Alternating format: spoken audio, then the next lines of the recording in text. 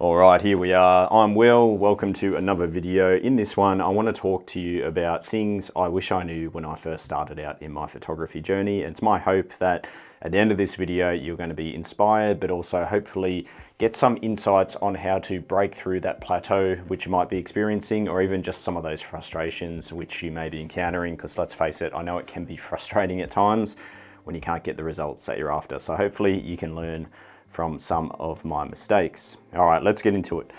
Number one, I wish I learned how to read the histogram a lot sooner. So the very early, probably 12 months of my photography, I was shooting primarily in auto mode, and then I kind of transitioned into AV mode, where you're setting the aperture and letting the camera do the rest. Now, the result of that meant that a lot of the times I was capturing scenes and images where the lower portion of the image had a lot of dark tones. Think of a sunrise by the sea, for example, very bright sky, but then everything below is naturally quite dark. Now, in AV mode and the auto mode, the camera was basically metering the majority of those darks and giving me settings to expose for those dark tones. So what do you think happened to those highlights in the sky? They were gone, completely blown to smithereens. Now, I didn't quite understand at the time. I didn't really have the eye to even notice that at first. Once I did, it was quite frustrating trying to learn, how do I keep the sky looking good and be able to see the details down in the foreground?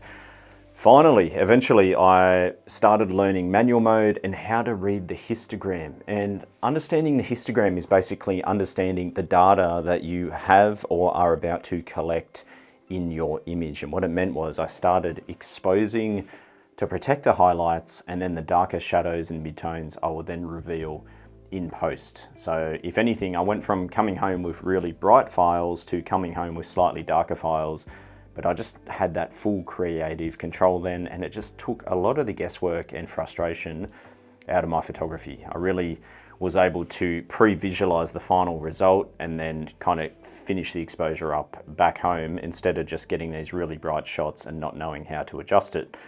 So that kind of leads me into number two. I wish I did get out of AV mode sooner. The AV mode, you're setting the f-stop and then letting the camera do the ISO and the shutter speed for you.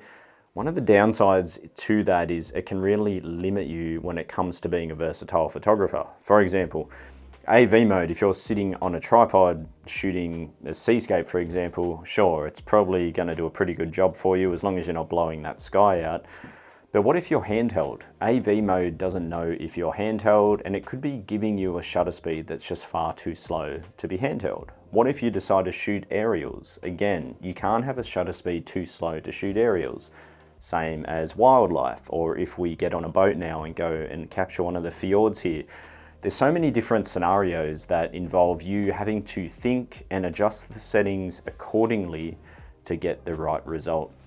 The best way to really understand that is obviously the exposure triangle, getting your head around that, and then reading that histogram. So I feel like I sat in AV mode a little bit too long. What that meant was as well, a lot of my images just had a very similar look when it came to water flow. I'd be shooting pre-sunrise and sunrise, typically by the ocean. That's where my journey began. And everything was a 2 to 4 second exposure. The water was always looking the same. When you're in manual mode, you can kind of take that control and say, you know what, I prefer this certain speed. You can play with different shutter speeds very effectively and easily. Then you can adjust the other settings accordingly to help you get your exposure. So I feel like learning manual mode a little bit sooner probably would have diversified my portfolio and stopped all the images looking the same. And it would have just helped me when I was in those scenarios where I was overexposing, or like I said, when I was handheld or trying to capture wildlife or a bit of movement and freeze the action. I just didn't know how to do it. Sharpness. I feel like I obsessed about sharpness for way too long. I was either worried that my images weren't sharp enough, or in post-processing, I was spending a lot of time trying to figure out comprehensive sharpening techniques to really get a lot of detail in the images. Now, I'll tell you the honest truth, I think for the last, 6 or 7 years, I haven't touched the sharpening slider in my processing workflow at all. All I'm looking for in my workflow now is my image in focus, and I'm doing that check out in the field, back of the camera, taking the exposure, zooming in. If it's sharp, bang, I walk away, I'm happy, and then in post, I'm not doing anything. But for that first while there, you know, at least the first year or two, I just feel like sharpening was just something I was obsessed with, and I see it in some of my clients today, overthinking it.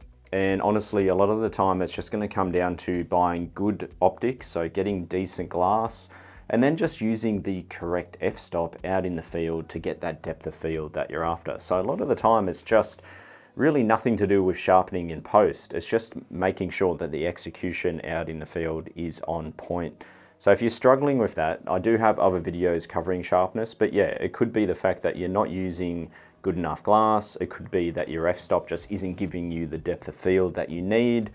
Or maybe you are handheld and your shutter speed's just a little bit too slow for what you can get away with. So those could be some of the factors. All right, diversify your focal length.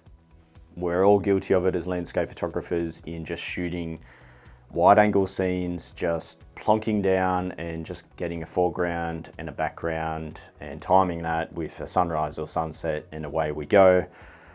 There's nothing wrong with that. However, I feel like shooting at more of a mid-range zoom, and especially the telephoto as well, just can give a completely, obviously a different look to your images. And it's just something that I didn't really do for the first while in my photography. Now, admittedly, living on the coast, it didn't really warrant having a mid-range zoom too much. A lot of it was either going to be wide or a telephoto perspective. Once I started using a 24-70 and looking at the world through that type of lens, I could see how you could really play with perspectives and compression, and if anything, just give certain scenes a lot more impact, especially when we have subject matter far off in the distance. Sometimes a wide angle is just not really going to do it justice, and it's a different skill to be able to shoot with a wide angle versus the mid-range and the telephoto. All three lenses are highly important in my opinion. Any focal length at the moment from 12 to up to 800 is the way I'm always scanning the environment these days, but back in the early years it was just often seeing everything through that wide angle perspective. So that tip there, just diversify your focal lengths, and if you're not familiar with shooting at various focal lengths, maybe just force yourself to go out and do that for a while, and then you'll start to, you know, pre-visualize and see those compositions and know when best to use them in order to achieve different results. Post-processing is something that I neglected for a while as well, and when I finally committed to learning how to process raw files, I just started using Photoshop.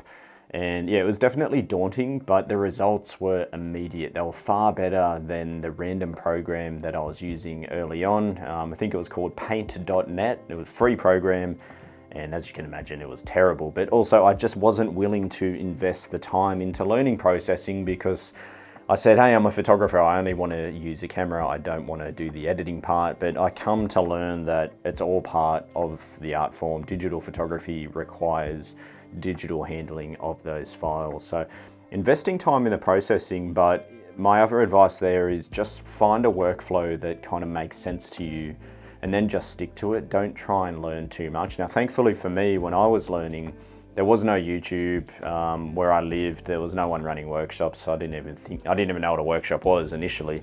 So 100% self-taught, which did take a while, but one of the benefits was that it meant I wasn't really going around in circles with learning. I just kind of had to figure it out and learn from trial and error. The problem now is that there is so much information. You can be listening to what I'm saying and then go and watch videos from 40 other people and get 40 different ways to process an image. So just find something that's working for you, stick to it, and then apply and practice, and really that's where you're going to see the best results. But processing is something that you should not overlook.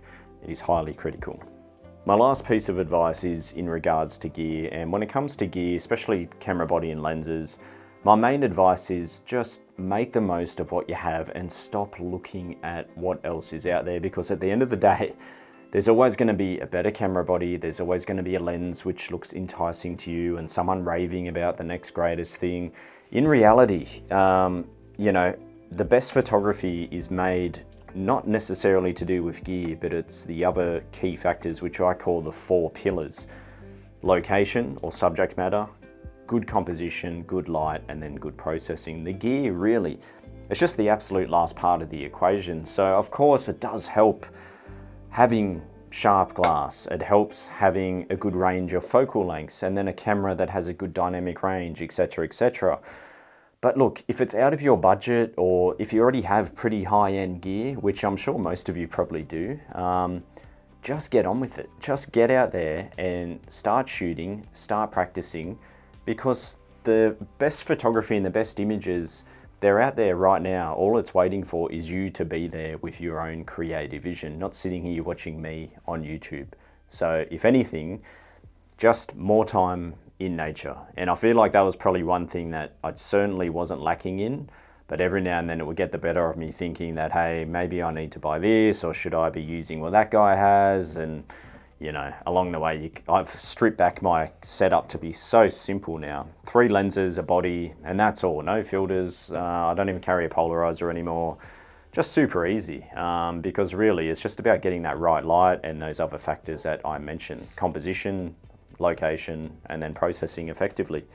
So on that note, I think it's time to hopefully give the video a thumbs up, leave a question or comment if you have one. That's always appreciated. And then hopefully you can get out in the field as soon as possible and start making progress with your photography. And look, above all, as cliche as it is, just enjoy the process. If you ever feel yourself getting a little bit frustrated, a little bit downhearted, you know, my remedy for that, and this is the final tip, I'm giving this bonus tip, but you know, and this is definitely something I'd tell myself back then and even to this very day: time in nature does wonders. And if you're ever lacking in inspiration or motivation, just being outside will do more for you than you realize. And looking for inspiration on social media or in a book, sure, you can get some surface level motivation and be inspired, but I think the best inspiration, it's got to come from within here. And for me, I get stirred within when I'm out in nature and I'm looking at something that, you know, has not been made by human hands. And when I'm amongst nature, that's where the inspiration really comes. So on that note, grab your gear, get out there, and hopefully I'll see you again soon. Cheers.